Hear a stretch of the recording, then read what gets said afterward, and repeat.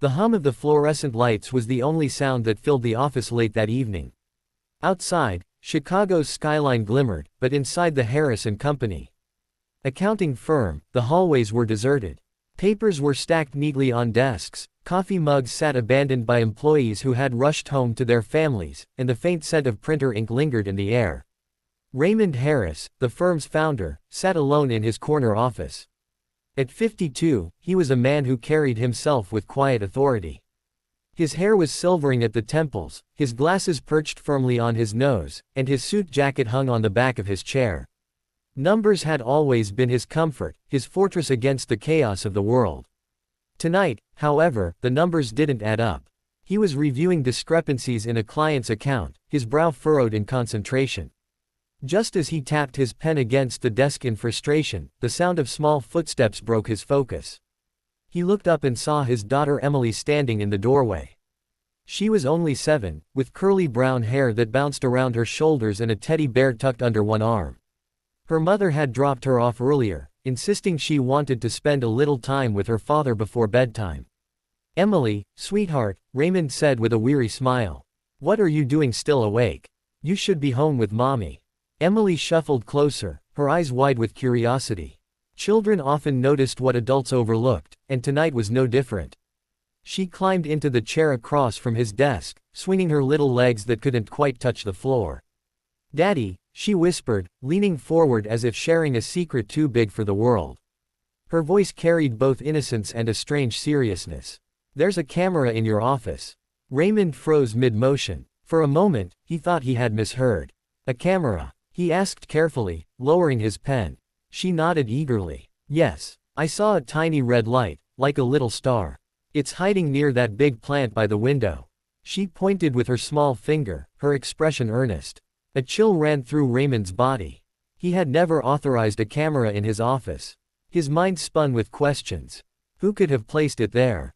For what purpose? Was it to steal client information, monitor his decisions, or dig into his private conversations? Emily, oblivious to the storm brewing in her father's thoughts, continued matter-of-factly, "I thought maybe it was a nightlight, but it blinked, like it was watching." The room suddenly felt smaller, the air heavier. Raymond forced a calm smile for his daughter's sake, though his heart pounded. "Thank you, Pumpkin. You have very sharp eyes." He rose from his chair, his legs stiff from sitting too long, and walked toward the plant she had pointed to. Emily followed, curious as ever. There it was. A sleek, black pinhole camera, no bigger than a thumb, nestled carefully among the leaves. Its tiny red light pulsed faintly, confirming Emily's story. Raymond's jaw tightened. Someone had deliberately hidden it where only an observant eye, like Emily's, would notice. "Daddy, is it bad?" she asked softly, sensing the tension in his silence. Raymond crouched to her level, placing his hands on her small shoulders. "It means someone was doing something they weren't supposed to," he explained gently. "But you did the right thing telling me.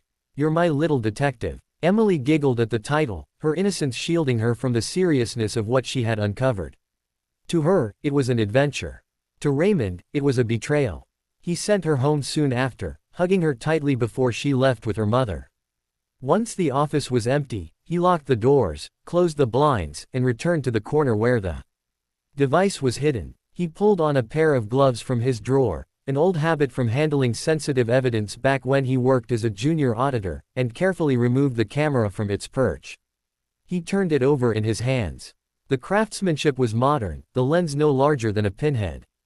It was the kind of surveillance device sold discreetly online, used by private investigators or corporate spies. His stomach twisted. Who among his employees could have planted it? Harris & Company wasn't a massive firm, but it handled delicate financial accounts for small businesses and wealthy individuals. Confidentiality was their lifeblood. If word got out that the company had been compromised, clients would vanish overnight. Raymond sat back at his desk, the camera lying in the center like a poisonous insect. He stared at it, feeling anger, disappointment, and suspicion wash over him. He thought of his team, Lisa, his loyal secretary who had been with him for a decade, Brian, the ambitious young accountant always eager for promotion, Karen, who often worked late and seemed overly interested in confidential meetings. Any of them could have been responsible. But more than suspicion, there was grief. He had built this company from scratch, pouring in years of sweat, sleepless nights, and countless sacrifices. His employees weren't just workers, they were supposed to be family. And yet, someone had chosen betrayal over loyalty. Hours passed. He considered calling the police, hiring a private investigator, or confronting the staff directly. None of the options felt right. Trust, once broken, could not be mended with simple answers. At midnight, Raymond finally stood. He placed the camera in a locked drawer, turned off the lights, and walked out into the cool night air. As he drove home, Emily's words echoed in his mind, "There's a camera in your office." It wasn't just the discovery of a device. It was a revelation, one that told him he had been blind, too trusting, too willing to believe in the goodness of those around him. And tomorrow, he knew, everything would change. The next morning dawned gray over Chicago. Rain tapped against the office windows as employees filed into Harris & Company, shaking off their umbrellas and sipping coffee. Monday meetings were routine here, a chance for Raymond Harris to set the tone for the week, discuss goals, and motivate his small but ambitious team. But today was different. Raymond's car was already in the parking lot when the first employees arrived. He had barely slept, the weight of last night's discovery pressing down on him like an anchor. His normally calm eyes burned with exhaustion, but beneath them was a cold resolve. The tiny black camera now sat inside a velvet pouch in his briefcase, and every minute it remained hidden, his fury grew sharper. By 9 o'clock, the staff had gathered in the conference room, 8 people, each with their quirks, habits, and histories with the firm. Lisa, the loyal secretary with tired eyes from years of service, shuffled papers and prepared to take notes. Brian, young and eager, tapped his pen impatiently, his foot bouncing under the table. Karen, sharp and observant, leaned back in her chair with a confident smirk, always acting as though she knew more than everyone else. The others sat quietly, unaware of the storm about to break. When Raymond entered, silence fell. He wasn't wearing his usual warm smile or carrying his coffee. Instead, he carried a small object in his hand, wrapped in a tissue, as though it were something dirty he couldn't bear to touch. His face was pale, his jaw tight. "Good morning," he began, his voice low but steady. "Before we start today's agenda, I need to address something serious." "Very serious." The employees glanced at one another nervously. Lisa furrowed her brow, Brian straightened in his chair, Karen tilted her head, studying him like a chess opponent about to make a move. Raymond walked to the center of the table and slowly placed the object down. He unwrapped the tissue, revealing the sleek black camera. Its lens glared at the group like a single, unblinking eye. The room went deathly still. "This," Raymond said, his voice hardening, "was hidden in my office. Recording. Watching." He let the words hang, heavy and suffocating. "Someone here put it there." The silence cracked under a murmur of shock. Lisa gasped and covered her mouth. Brian muttered, "That's insane." Karen's smirk vanished, replaced by a thin line of suspicion. Raymond slammed his hand against the table, making the camera jump. "Don't play games with me. This wasn't an accident. Someone in this room betrayed me, betrayed this company. I built Harris & Company on trust. Without it, we are nothing. And now," his voice dropped to a near growl, "that trust is gone." He paced the length of the room, his shoes striking the floor in sharp, deliberate beats. Each step seemed to hammer the truth deeper. The family they thought they were was fractured, perhaps beyond repair. Lisa's voice trembled as she spoke. "Mr. Harris, surely there's been a mistake. Maybe an outsider planted it. A break-in." Raymond turned sharply to her. "I checked. The lock was untouched. The camera was carefully hidden, not rushed. Whoever did this had access. That means it was one of you." The employees shifted uncomfortably, eyes darting, guilt or fear reflected in their glances. Brian's youthful bravado cracked. "Sir, I'd never. Why would I risk everything for something like that? You know me." Karen finally spoke, her voice calm but cutting. "Maybe the question isn't who, but why. Maybe someone doesn't trust you." The jab was subtle, but it sliced through the air. Raymond's chest tightened. He had considered that possibility in the long hours of the night, that someone wanted leverage over him, proof of something they thought he was hiding. But this wasn't about him anymore. It was about the rot inside his company. He returned to the head of the table, his hand resting firmly on the camera. His eyes swept the room, one by one, piercing through the faces of people he had once considered loyal. "I don't have the luxury of waiting to uncover the truth," he said. His tone was final, like a judge delivering a sentence. "One hidden act of betrayal poisons the entire well. If I keep you here, even the innocent among you will be tainted by the guilty."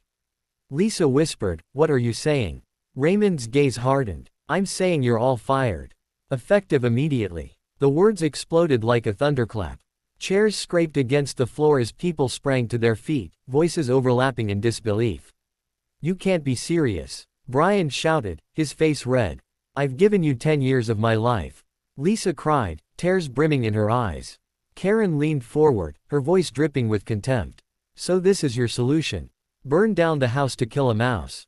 Raymond didn't flinch. "I will not gamble with integrity. Pack your things. Security will escort you out."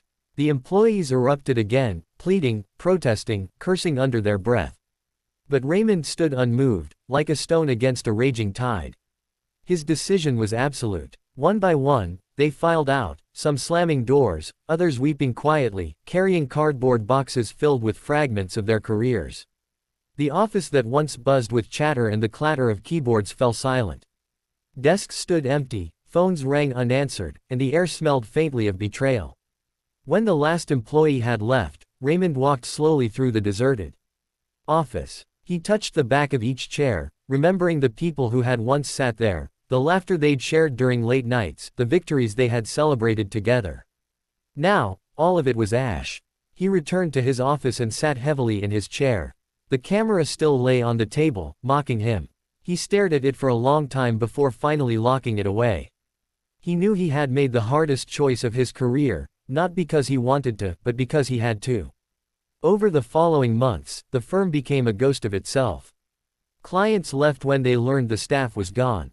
Raymond spent long nights alone, rebuilding from the ground up, interviewing carefully, searching for people who valued honesty above ambition.